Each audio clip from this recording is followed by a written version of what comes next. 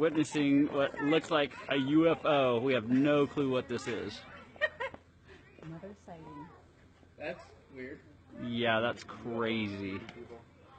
It's like a UFO. What do you think, honey? Yeah, that's what I called it. Well, look, that bottom one is...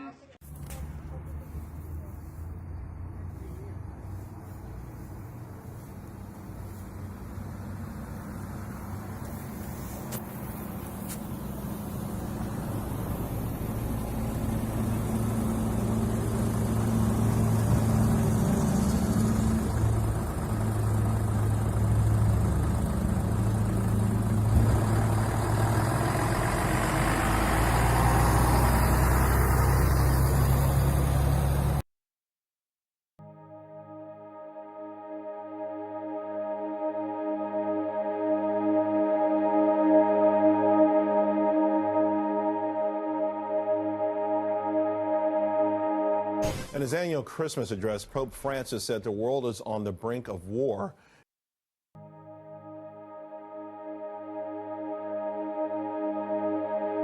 And prayed for a peaceful two-state solution to the Israeli-Palestinian conflict. Father Jonathan Morris, Fox News contributor, joins us now. Father, what's your reaction to those comments, those observations? Gosh, not only is it on the brink of war, in many places we are at war. And I think what he's referring to specifically here is the fact that we are such a small community now, as a global community, that one small thing can have an impact across the world. We think of North Korea, for example, right now.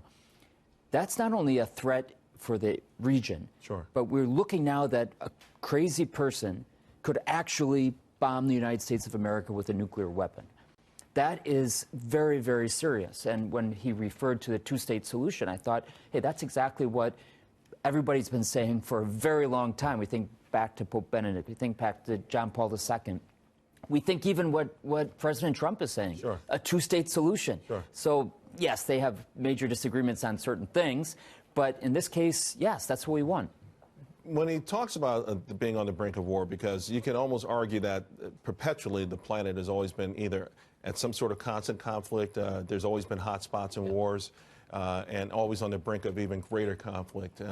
But there have been certain studies that have suggested that this may be one of the more peaceful times vis-a-vis mankind's existence on this planet. Fair enough. So I guess looking beyond that, what is he saying is driving us to be on the brink of war? In other words, it feels like the Pope is cautioning something here, but what exactly is he cautioning? Well, I think we know, yes, there's been times that have been much more conflict, globally. But right now, anything that happens in one place affects another place in ways that it never was like that before. Never. I mean, we really have to be, I think of North Korea right now, again, because that is a big deal for us, for the United States of America. The solution there has to be peaceful. Otherwise, the results are going to be devastating. Well, we nuked the hell out of North Korea and Iran. Good evening. I'm Chris Matthews in Washington. Well, tonight, the Trump administration is weighing a possible military response to Bashar al-Assad's gas attack over in Syria. And as Secretary of State Rex Tillerson said today, all options are now on the table. On his flight down to Palm Beach this afternoon, President Trump himself was asked if Assad must now go. I think what Assad did is terrible. I think what happened in Syria is one of the truly egregious crimes. And it shouldn't have happened, and it shouldn't be allowed to happen. Do you think that Assad should leave power in Syria? I think what happened in Syria is a disgrace to humanity, and he's there, and I guess he's running things, so something should happen.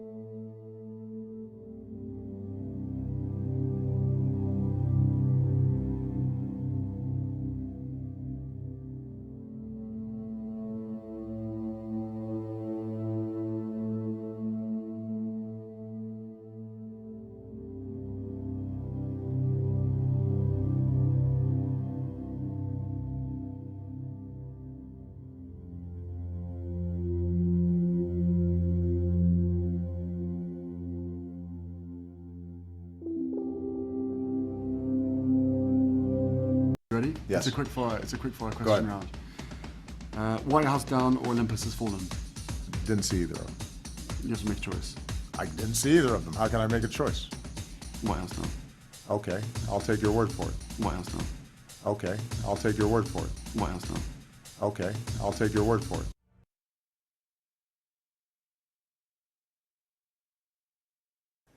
Any reason why you won't talk to Kim Jong-un about his prison camps? The only thing we're doing right now, as you can see right now, I got all the NBA players here going to play a game right now. And that's the one thing I'm trying to do right now. But why won't you actually bring up the prison camp issue and his human rights issue with him? That's not my job. That's not my job. But it is, in a sense, your job, because you're the only American with access to him. Well, the only thing I'm doing right now, hopefully we do one thing. This game before his birthday. It's for his birthday. And hopefully that if this open the doors and we can actually talk about certain things, we can do certain things. But I'm not going to sit there and go and say, hey, you're doing the wrong thing. That's not the right thing to do. He's my friend first. He's my friend. I don't the world. He's my friend. I love him. Are you aware of the 200,000 people locked up in North Korean prison camps? Are you aware that a lot of people in America is locked up like that too? We're not talking about America, though. We're talking about North Korea here. Guess what? It's the same thing in 1984, right? 1984 in Russia. They tried to nuke us in Russia, right? And guess who went over there and stopped it? Carter. Guess what? In 1993, who did it? It was what? Clinton. I'm not a president. I'm just a guy that just want to go over there just have a good time. You're a guy with unprecedented access to Kim Jong-un. He is your friend for life, as you say. Yeah. Why, therefore, will you not speak to him, talk to him about serious concerns about human rights in North Korea? When the time comes, when I do that, I'm going to sit down and talk to all the people around the world. When the time comes, I'm going to tell you everything that happens. But right now, I want these guys to go there and put on a good show for him for his birthday. If we talk about political stuff or anything about refugee camps, yes, I will sit down. They're not refugee camps, they're prison camps. People are tortured in there. We have prison camps here in America too. This is either a masterstroke of international diplomacy or it's an extremely uncomfortable embarrassment. A sporting superstar and a dictator enjoying an evening of basketball together like old mates. There's no doubt this is the most unusual of trips. 28일 개선문을 참관했습니다. From this closed and impoverished country, state television covered it all like a state visit. 손님들은 개선문이 일찍이 Dennis Rodman and the Harlem Globetrotters treated to a tour of Pyongyang, the capital of a country whose self-declared enemy number one is the United States. A country which in the past 3 months has tested nuclear devices and fired rockets it wishes were missiles. It is a trip full of irony too. Rodman's life perfectly embodies the American ideal, coming from nothing and getting it all, something almost no one in North Korea can do. And then there are the more blunt ironies. Basketball players are naturally tall. Many North Koreans are unnaturally short, stunted by an impoverished diet. This is the North Korea Rodman didn't see, hard labour on a government-run farm. Much of this looks like a different century, and hidden away in gulags across the country, up to 200,000 prisoners of the state. Former basketball star Dennis Rodman was released from jail in California on Sunday after being arrested on suspicion of driving under the influence.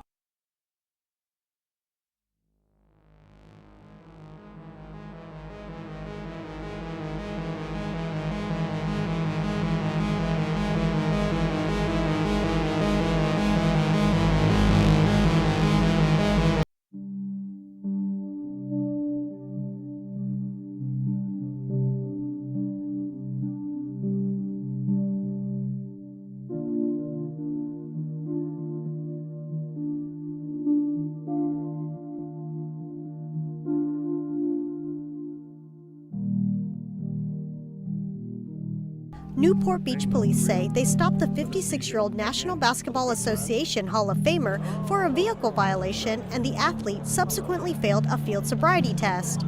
The 5-time NBA champion has been in the news in recent years for praising North Korean dictator Kim Jong-un, whom he once described as a friend for life. U.S. President Donald Trump and North Korea's leader Kim Jong-un have been trading claims about who has the bigger nuclear button. So you might expect the U.S. state of Hawaii, in the middle of the Pacific, would be on edge. Hawaii's the first place they're gonna drop a bomb. It's crazy, living here, it's awesome, but at the same time, you're not feeling, like secure all the time. That might explain why when this alert was sent out to every cell phone on the island, People panicked.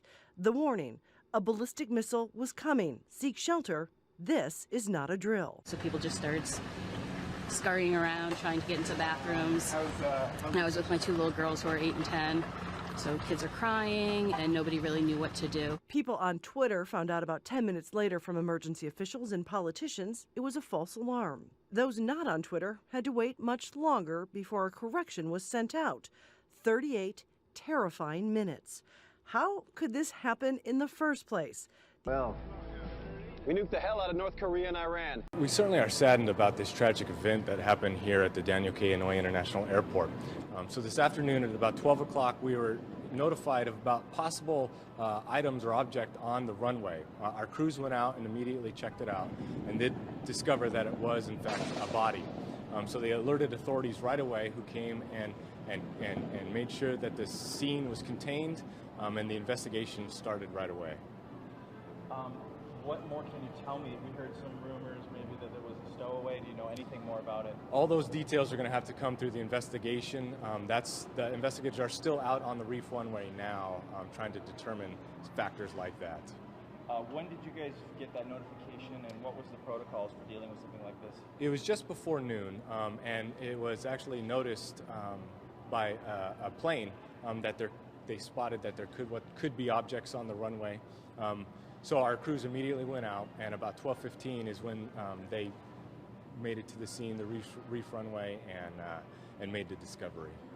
We are following some breaking news for you. Japan's national broadcaster, NHK, now apologizing for a text alert that reported that North Korea had launched another missile. This, of course, comes on the heels of Hawaii's false alert that caused pandemonium. Paula Hancock is live in Seoul with the latest. Paula, what happened? Well, Alison, this happened just before 7 o'clock evening local time, and it was an alert that came out by the state broadcaster, NHK, and the alert read, NHK News Alert, North Korea likely to have launched missile. The government J alert, evacuate inside the building or underground.